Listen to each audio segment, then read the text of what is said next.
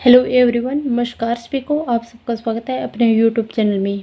आज हम डिस्कस करेंगे ईवीएस के प्रीवियस ईयर क्वेश्चंस जो कि 2011 से लेकर 2022 तक क्या कि आज से हर रोज़ आपको रात की 10 बजे क्या है कि ईवीएस की क्लास मिलेगी free of cost previous year क्वेश्चनों के। यानी कि सबसे पहले आज का हमारा है पेपर कि 2011 में किस प्रकार के क्वेश्चन पूछे गए थे ईवीएस से। तो पहला क्वेश्चन कौन सा है हमारा कि एकल परिवार से तात्पर्य है। एकल परिवार किसे कहते हैं कि वह परिवार जिसमें क्या हो कि माता पिता एवं उनके बच्चे शामिल होते हैं। एकल परिवार से तात्पर्य है कि वह परिवार जिसमें माता पिता एवं उनके बच्चे शामिल हो। तो इसका राइट आंसर रहेगा 2 नंबर ऑप्शन रहेगा। फिर नेक्स्ट क्वेश्चन है कि तंबाकू की आदत किससे होती है। तो तंबाकू की आदत किससे होती है। तंबाकू में पाया जाता है निकोटिन पादप। निकोटिन नामक एक पदार्थ पाया जाता है, वो किससे प्राप्त होता है। निकोटिना टोबेकम नामक है पादप की पत्तियों से हमें क्या प्राप्त होता है, तंबाकू प्राप्त होता है। तो इसका राइट आंसर कौन सा था, 3 नंबर। फिर नेक्स्ट क्वेश्चन है कि भारत में लड़के व लड़कियों की विवाह योग्य न्यूनतम आयु क्या है। तो भारत में लड़की और लड़कियों की विवाह योग्य न्यूनतम आयु कितनी है, 18 से 21 वर्ष। लेकिन इसी क्वेश्चन को क्या है कि लगभग 80% बच्चे क्या कि गलत कर देते हैं, क्योंकि क्वेश्चन को अच्छे ढंग से पहले पढ़ते नहीं हैं। सबसे पहले यहाँ पे ये नहीं देखते हैं कि पहले लड़कियाँ दी गई है या लड़के दिए गए हैं। इसलिए क्या कि आपको क्वेश्चन को कि 1 या 2 बार जरूर पढ़ना चाहिए। फिर बात करते हैं कि सन 1955 में बने हिंदू मैरिज एक्ट में लड़के व लड़कियों की विवाह योग्य न्यूनतम आयु कितनी थी, 18 से 15 वर्ष। यानी लड़कों की कितनी आयु थी, 18, और लड़कियों की कितनी थी, 15 वर्ष।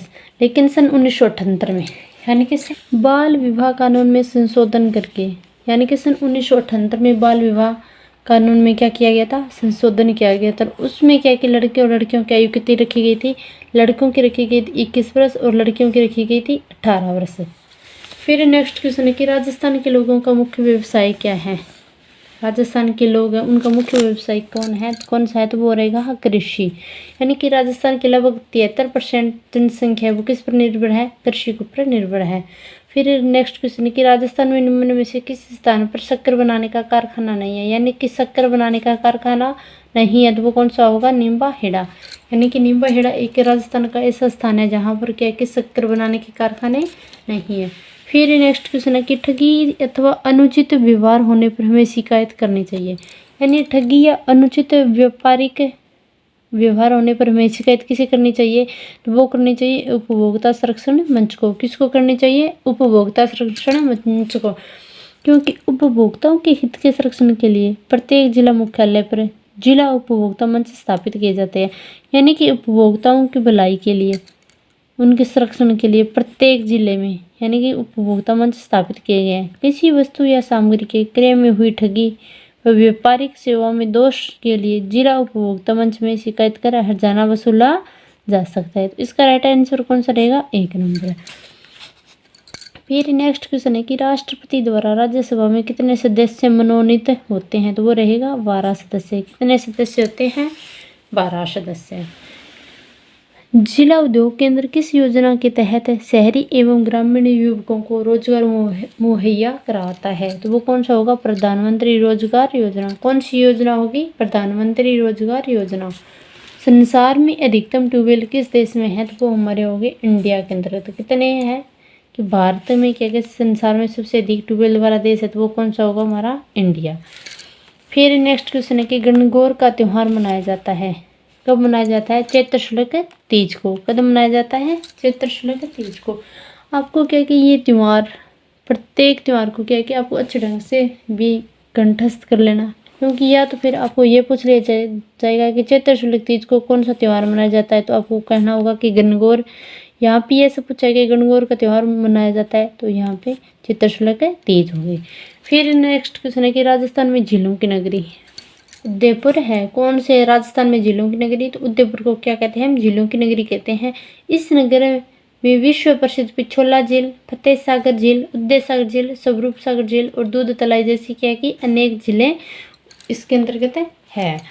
फिर नेक्स्ट क्वेश्चन है कि विजय स्तंभ किसने बनवाया था, तो वो बनवाया था महाराणा कुंभा ने। विजय स्तंभ चित्तौड़गढ़ के दुर्ग में स्थित है। यानी कि विजय स्तंभ वो किस दुर्ग में स्थित है, तो वो है चित्तौड़गढ़ के दुर्ग में स्थित है। और यह क्या एक ऐतिहासिक इमारत है और मतलब कि महाराणा कुंभा के द्वारा विजय स्तंभ का निर्माण कब करवाया गया था? सन 1437 में। कब करवाया था? 1437 में। और क्यों करवाया था? यानी कि सारंगपुर विजय के उपलक्ष्य में करवाया था। यानी कि सारंगपुर पे क्या कि महाराणा कुंभा ने विजय प्राप्त की और उसी के उपलक्ष्य में क्या करवाया था? विजय स्तंभ का निर्माण करवाया था। इसे क्या कि भारतीय मूर्तिकला का क्या कहते हैं? अजायबघर भी कहते हैं और हिंदू मूर्तियों का विश्वकोश कहा जाता है। यानी कि हिंदू मूर्तियां हैं उनका विश्वकोश किसे कहा जाता है? तो वो कहा जाता है विजय स्तंभ को।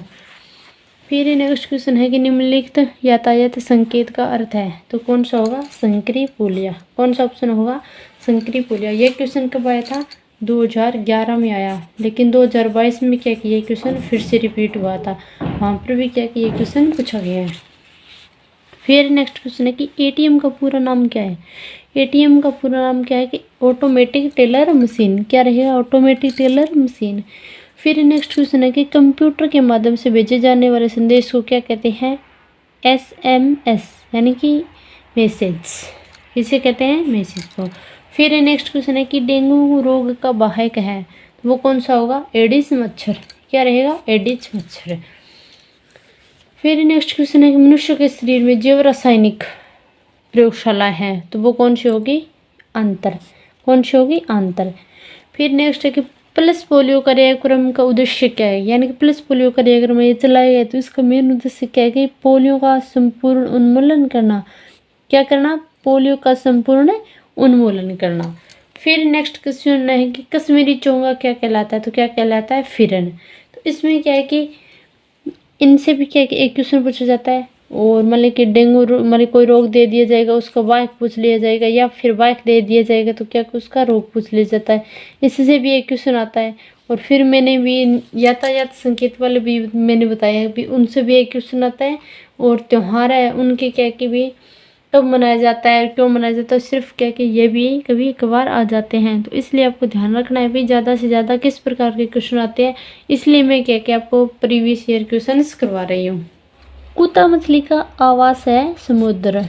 फिर नेक्स्ट क्वेश्चन है कि CNG का पूरा नाम क्या है? कि कंप्रेस्ड नेचुरल गैस। 2 नंबर क्या रहेगा इसका? Right answer. फिर नेक्स्ट क्वेश्चन है कि वन्य जीव सप्ताह मनाया जाता है, कब मनाया जाता है?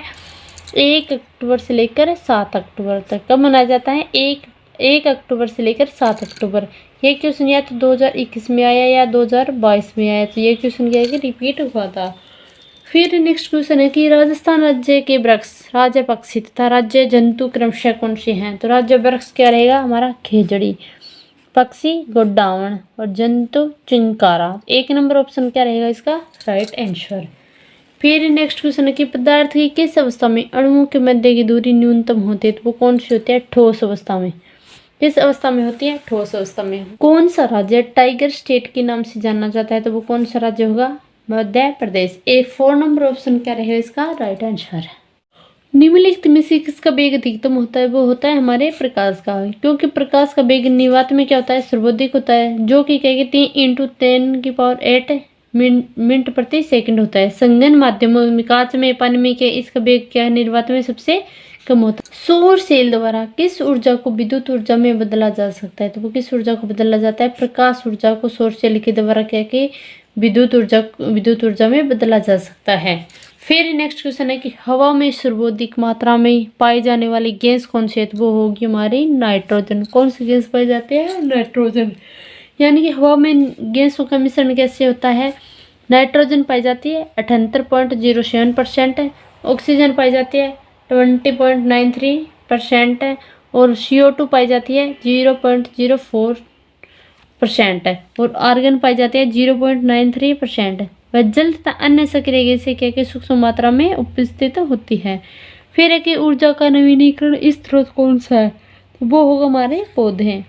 कौन सा होगा? पौधे। फिर एक क्वेश्चन बनता है कि नवीनीकरण क्या होता है और अनवीनीकरण क्या होता है? वे स्रोत जिनका उपयोग दोबारा नहीं किया जा सके तथा जिनकी उपलब्धता सीमित हो, तो ऐसे स्रोतों से प्राप्त ऊर्जा को क्या कहते हैं? अनवीनीकरण ऊर्जा कहते हैं, जैसे कि जीवाश्म ईंधन, कोयला, शेल इत्यादि, कोयले इत्यादि। नवीनीकरण का मतलब क्या है? कि जब किसी ऊर्जा स्रोत का उपयोग पुनः या सतत रूप से किया जा सकता हो, तो ऐसे स्रोत को प्राप्त ऊर्जा को क्या कहते हैं? हम नवीनीकरण ऊर्जा। जैसे पवन ऊर्जा, सौर ऊर्जा, जल ऊर्जा और भू-तापीय ऊर्जा। कहने का मतलब यह है कि अनवीनीकरण तो क्या होते हैं, जिनका एक बार हम प्रयोग कर लेते हैं तो दोबारा क्या है कि उसे हमें उसी चीज़ में कन्वर्ट नहीं कर सकते, उसे क्या कहते हैं हम अनवीनीकरण। जैसे कि हमारी लकड़ियाँ होती है, उनको हम जला लेंगे तो जलाने के बाद क्या बन जाती है वे, राख बन जाती है। लेकिन राख को तो हम वापस लकड़ी नहीं बना सकते, तो इसलिए क्या है कि वह अनवीनीकरण है। फिर दूसरा है कि नवीनीकरण क्या होता है। नवीनीकरण वो होता है कोई जिसे हम क्या कि हम दूसरा प्राप्त कर ले सकते हैं, यानी कि दूसरा हम प्राप्त कर सकते हैं। जैसे कि पवन ऊर्जा होगी, सौर ऊर्जा होगी, जल ऊर्जा होगी और भू-तापीय ऊर्जा होगी। फिर नेक्स्ट क्वेश्चन है कि ओजोन परत मिलती है कहाँ पर मिलती है, स्ट्रेटोस्फीयर में। कौन सी में मिलती है, स्ट्रेटोस्फीयर में। तो 2 नंबर ऑप्शन क्या रहेगा इसका राइट आंसर। आज का सेशन कैसा लगा, अच्छा लगा हो तो ज़्यादा से ज़्यादा वीडियो ने शेयर करना और कमेंट बॉक्स में अपनी राय जरूर देना। अगर आप चैनल पर नए हो तो चैनल ने जरूर सब्सक्राइब करियो। धन्यवाद सभी को, राधा स्वामी।